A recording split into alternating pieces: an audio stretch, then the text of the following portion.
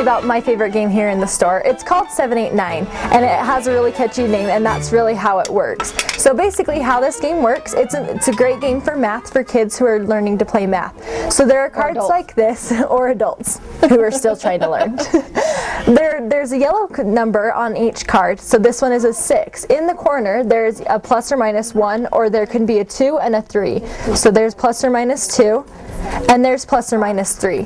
So how this one works is if this card is in the middle, you can either lay down a 5 or a 7 on this card. So I would lay down a 5, and then the card changes to plus or minus 2. And so now you can either play a 7 or a 3. Where this game gets tricky is where you have a card that gets to be plus or minus 3, where with this card it will take you down to a 0. There are no cards that are a 0, so then you would add 10 to that number, and now you can either play a 6 or a 10. It sounds complicated, I know. It's a lot harder than it sounds. So now Candace and I are going to try and demonstrate, see if we can do this, how to play 789. So I'll give you just a chunk.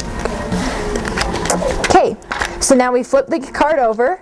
You can only pick up one card at a time, but you can hold as many cards in your hand as you would like. So here's our first card. We have a 6 plus or minus 1.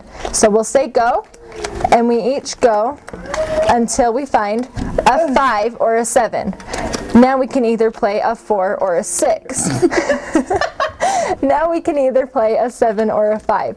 And you go on like that until one person gets rid of their cards first. Obviously in this situation it will be me.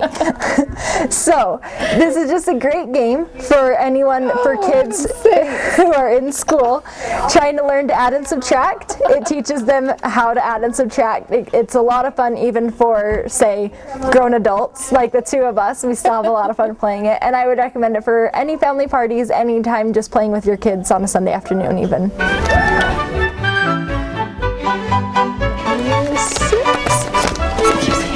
7, only 10 is 0, 10,